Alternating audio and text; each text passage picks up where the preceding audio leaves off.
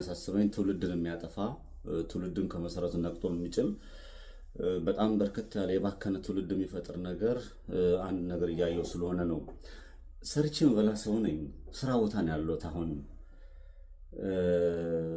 ብዙ አክሰሶች አሉ። በተለይ ከሀገር ውጭ ያለ ቁጭ ብሎ አክሰሶችን ተጠቅሞ የራሱን ኢንካም ማግኘት ይቻላል የሚል እምነት አለኝ። ሰነፍና ጋጥ ወጡ እርጋጥ እስካልሆነ ድረስ ማለት ነው።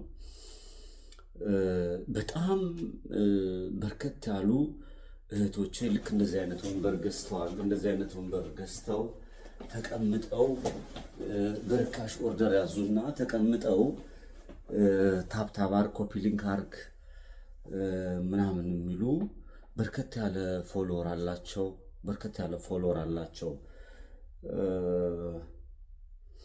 እኔ ቅናት ይሄ አስተሳሰብ ትንሽ ቅናት ምናምን አይደለም። ሰው በልመና እንዴት ይቀናል? ጌም የሚጫወት ሰው ለኔ ከፖለቲካ ይውጣ፣ በቃ ይለምን። ምክንያቱም ራሱን ኢኮኖሚካሊ ማሸነፍ አልቻለም።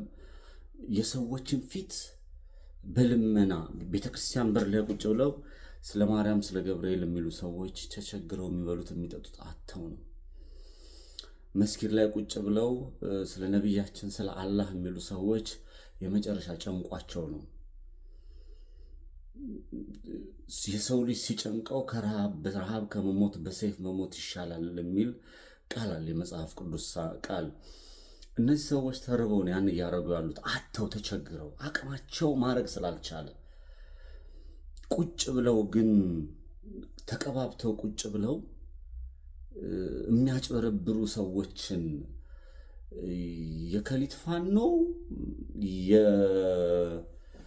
የወልዲያ እንዲህ የጎጃም እንዲህ የወሎ እንዲህ የአማራ ፋኖ የኦሮሞ ምናምን ቄሮ ኬኛ ወዲ ግዳይ ወዲ ሞላ የኢትዮጵያ እንደዚህ ምናምን ተባብለው ሶሻል ሚዲያ ላይ ትውልድ ገዳይ ስለሆነ ስላሳሰበኝ ነው ሲያጭበረብሩ የሚውሉ ወንበዴዎችን ታዝቤያለሁ።